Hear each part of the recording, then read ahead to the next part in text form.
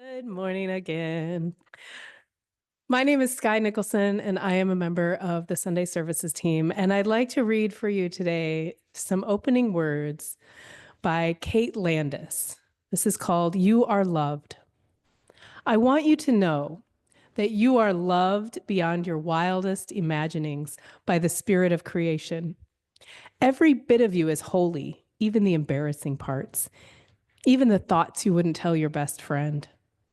God is in your every cell, calling you to live a loving, joyful, boisterous life, to go easier on yourself, to accept that you are a blessing, to spread the word that there is no original sin, that we are all glorious gifts to a world that desperately needs us.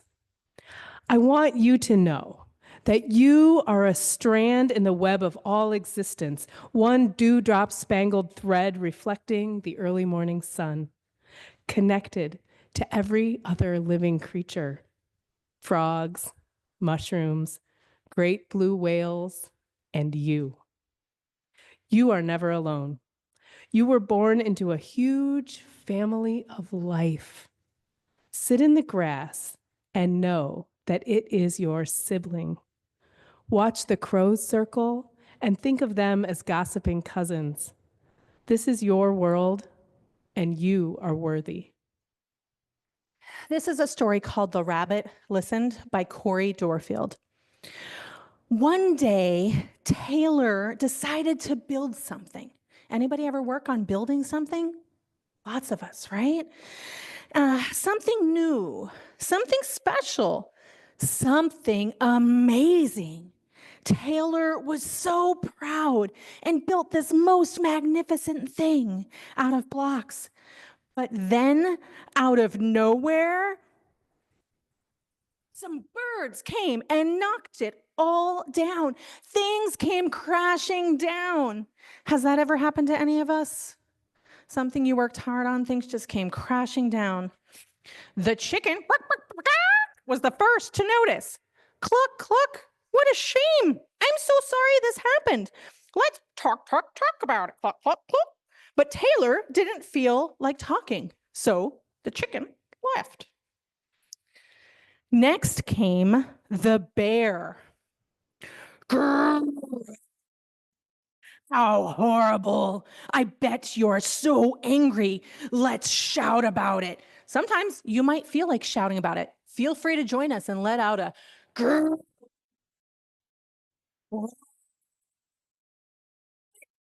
Taylor didn't feel like shouting, so the bear left. The elephant knew just what to do.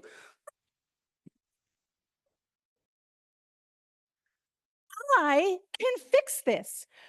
Just need to remember exactly the way things were. But Taylor didn't feel like remembering. So the elephant left. One by one they came, the hyena. Let's laugh about it. The ostrich. Gulp. Let's hide and pretend nothing bad happened. The kangaroo. What a mess. Let's throw it all away. And the snake, I'm sure some of us have felt this way too. Let's go knock down somebody else's. But Taylor didn't feel like doing anything with anybody. So eventually they all left until Taylor was alone. Anybody ever feel that way? In the quiet, Taylor didn't even notice the rabbit. But it moved closer and closer until Taylor could feel its warm body. Together, they sat in silence until Taylor said, "Please stay with me." What do rabbits have? What does everybody notice that rabbits have? Big ears. Can you hold up their big ears for me? And so the rabbit listened. The rabbit listened as Taylor talked. The rabbit listened as Taylor shouted. The rabbit listened as Taylor remembered and laughed. And the rabbit listened to Taylor's plans to hide, to throw everything away, to ruin things for somebody else. Through it all, the rabbit never left. And when the time was right, the rabbit listened to Taylor's plan to build again. I can't wait, Taylor said. It's going to be amazing. Can we give a little round of applause for my helpers today? Our next reading today is by Gary Kowalski called Listening with the Heart. Maybe prayer doesn't mean talking to God at all. Maybe it means just listening, unplugging the TV, turning off the computer, quieting the mental chatter and distractions. Maybe it means listening to the birds and the insects and the wind and the leaves, the creaking and groaning of trees. Noticing who else is out there, not far away, but nearby, sitting so still we can hear our heartbeat, watch our breath, the gentle whoosh of air, the funny noises from our own insides, marveling at the body we take so much for granted. Maybe it means listening to our dreams, paying more attention to what we really want from life and less attention to all the nagging, scolding voices from our past. Or maybe it's about listening to each other, not thinking ahead to how we can answer or rebut or parry or advise or admonish, but actually being present with each other. Perhaps if we just sit quietly, we'll overhear a peace whispering through the centuries that's missing from the clamor of the moment.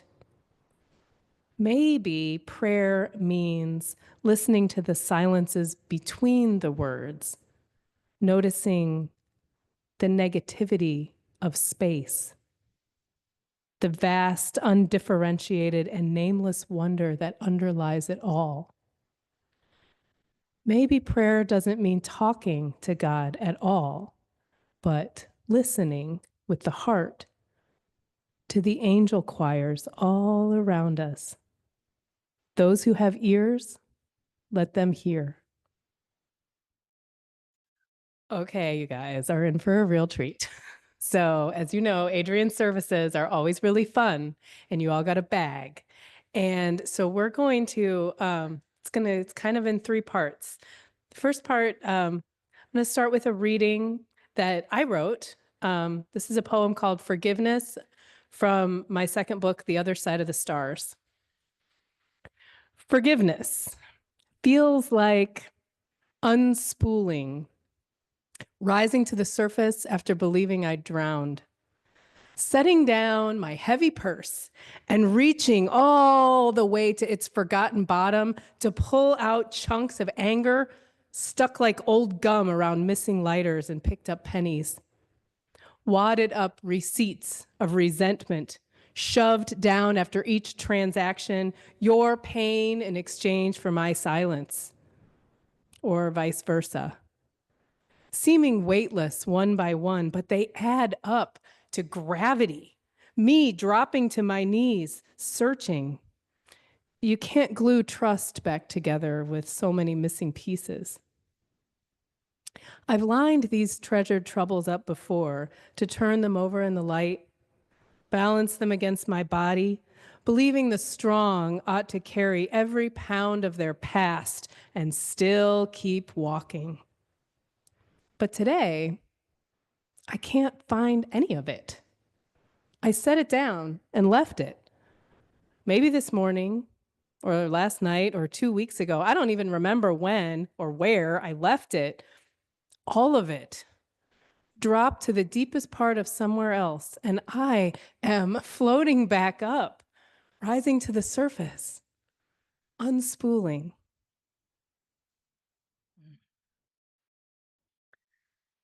Have you ever decided to take a walk and then discovered a pebble in your shoe?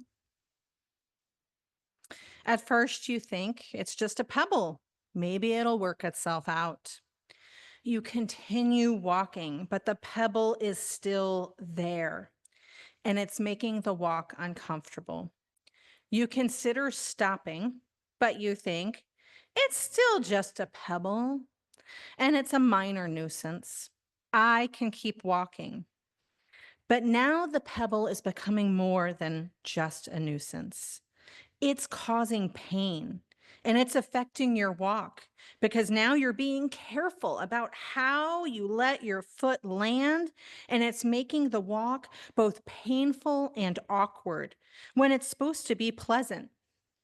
Finally, you think, okay, enough is enough. That pebble's got to go. So you stop, you take off your shoe, maybe even your sock, and you shake everything out. After careful inspection, you put the sock and shoe back on, take a couple of test steps, and to your great satisfaction, the pebble is gone. You breathe a sigh of relief. Maybe even smile at your accomplishment and carry on your walk with gusto. So, my question to you, my invitation is, what are the rocks and pebbles in your shoe? Can you empty them? Are you willing to say, I need a moment? This is uncomfortable, and empty your shoe? I work with children. A child will not keep walking if there's something in their shoe. They like embrace that. They're like, no, we are going to stop right now. I don't care if it makes us late. We're going to empty our shoe. Lessons we can learn from children, right? But maybe you can shift the rocks. Maybe it's a really big rock. Maybe it's a sharp rock. How can you navigate around it after it empties out of your shoe? Maybe it's something you still need to carry with you. Maybe you could ask someone else to carry it for a bit. Maybe you can put it in your pocket. Things like chronic illness, family relationships, and grief aren't so easy to empty out of your shoe. But you can shift how you carry it. You can shift how it's affecting your day-to-day life through practices, through community, through care. So we have a couple of invitations for you today. In your bag, there should be a little thin piece of paper. That is dissolvable paper. There's a table here, and there's a table there, and there are pencils. Give yourself a moment. Think about what would be written on that rock that you can let go of, that you want to let go of, that you want to shake out of your shoe. Maybe you have more than one. So think about a word to write on there. Once you write your word on there, you're invited to come up whenever it speaks to you during this time. Put it in the bowl. There's a spoon if you're one of those people who don't want to get your hands wet, and you stir it, and that paper is going to dissolve. Watch it. Let it go. If you are a sensory-seeking person and love the idea of putting your hand in that water, go for it. Okay? There's something about letting that go. I don't have towels, fair warning. Now, the other thing is those rocks, those symbolic rocks on that table, those tables, there are little glass pebbles. Feel free, if you're carrying around a few things that you want to let go of, drop them into the bowl, okay? But maybe you have a really, really big rock. One of those rocks we talked about that are chronic illness, grief, et cetera, family dynamics. Right here below me, there's these big giant stones.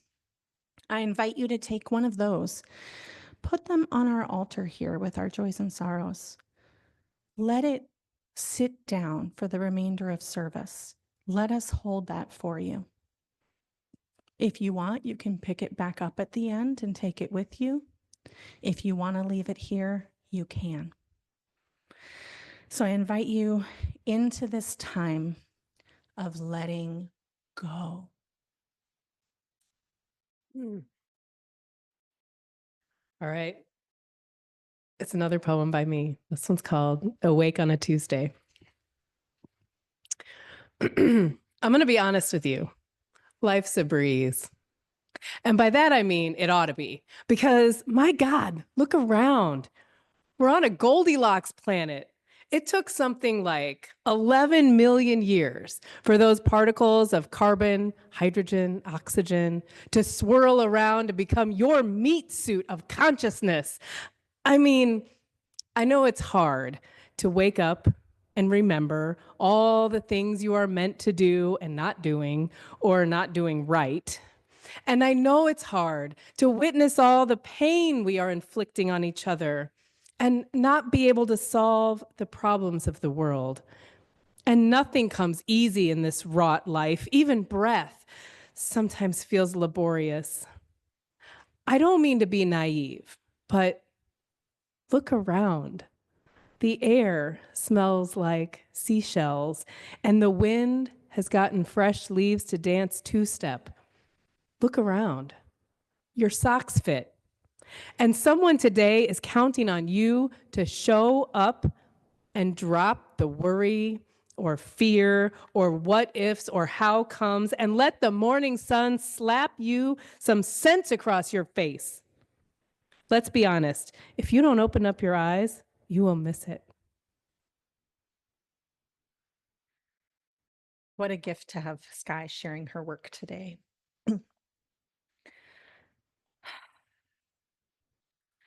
Fairy tales. Problematic, yeah? We love a good fairy tale.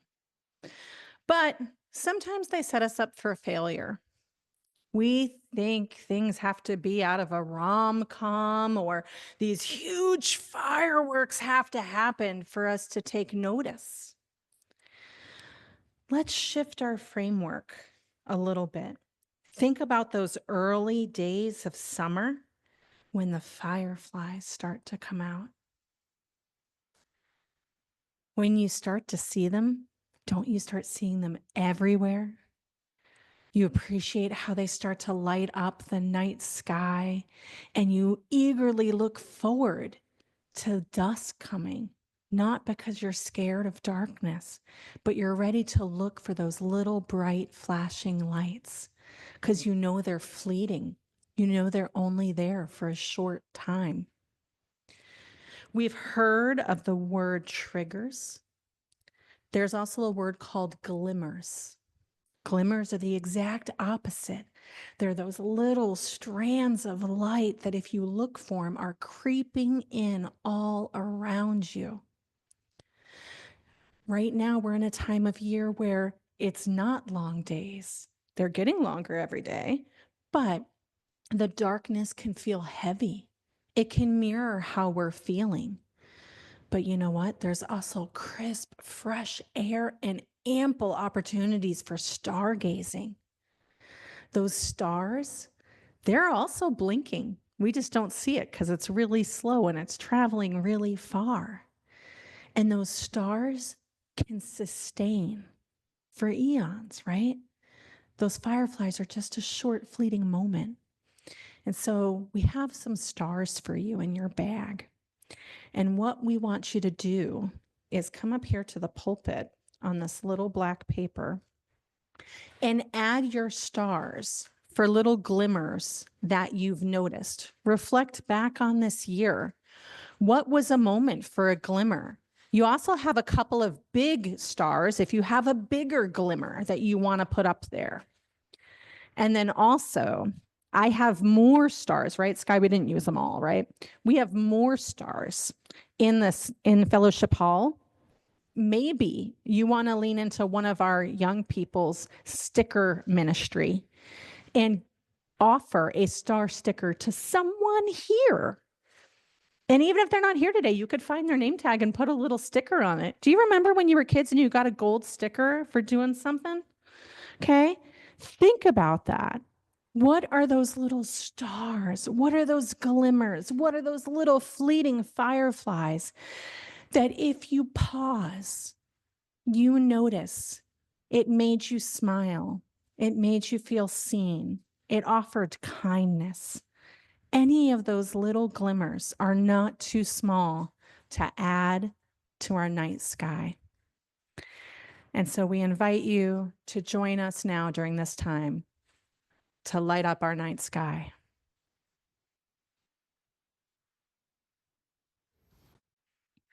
Okay. See, isn't it fun to just be kind of silly? And, it took me 40 some odd years to stop caring what people thought about me. And I still struggle with it most of the time. All right. I'd like to share with you a final poem. This one's called Sunbeam Shards. Do more of what makes you happy, even if it rolls you out from under the warmth of the covers. Let's make a plan to find more sunbeams. Seek out the speckles between shadows where leaves flutter and all of our million pieces scattered from the fall have come to rest. Tiny misshapen prisms, sharp enough to lay open the flesh of us, small enough to be mistaken for glitter or snowflakes. What makes me happy is to pretend our shattered pieces are fairy dust and scoop myself up in handfuls, toss myself onto the tousled heads of children so that they may fly. What makes me happy is to be the sparkles in the shadows, reflecting light from wishes held inside the first star. Every photon is a wave. Every sunbeam, a gathering of a million particles. Every broken piece is my whole life. My whole life, a mosaic of sunbeams. You have kaleidoscopes in your bag. How long has it been since you've looked through a kaleidoscope? You want to look through the one end, the other end kind of looks like it has a marble. That's the end you want to point towards light or color or things. And then you gently turn it just in your hand. The idea behind a kaleidoscope is that it's a structure that is filled with broken bits and pieces. And somehow, if you can look through them, you still see something beautiful. And I feel like we are all that way a little bit. Words from singer Sarah Bareilles. So we have a bunch of letters up here. And Unitarian Universalists sometimes get caught in our head a lot, trying to unscramble those letters and turn them into words, and not just words, but the right word. And we can think about that so much and so long. I'm going to challenge you to just go with the first word that comes to your mind. Maybe the first word that shows up to you in the tiles that are there. We have started with the word community. You can see words I offered up here. Some of these are positive. Some of them are negative or challenging. I like to use challenging rather than negative.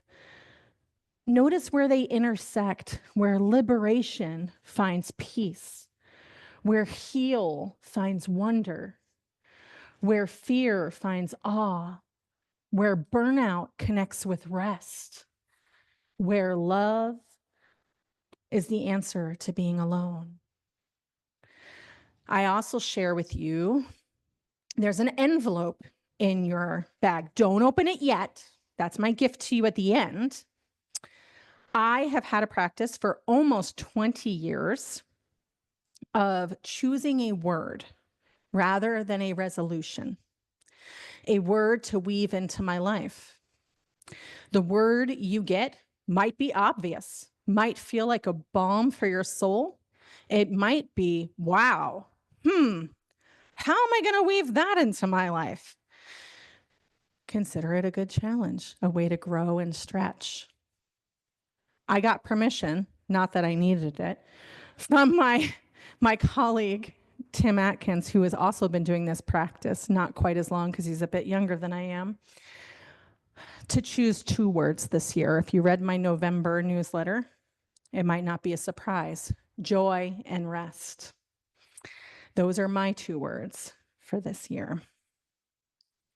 So I'm going to invite you to think about your words that you might want to offer, or those words that you need help and love and care and support about.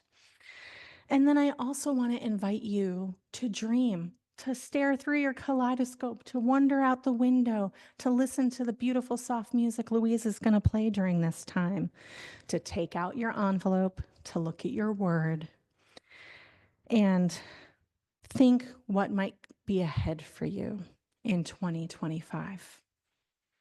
So I invite you now to join us, help us create some words.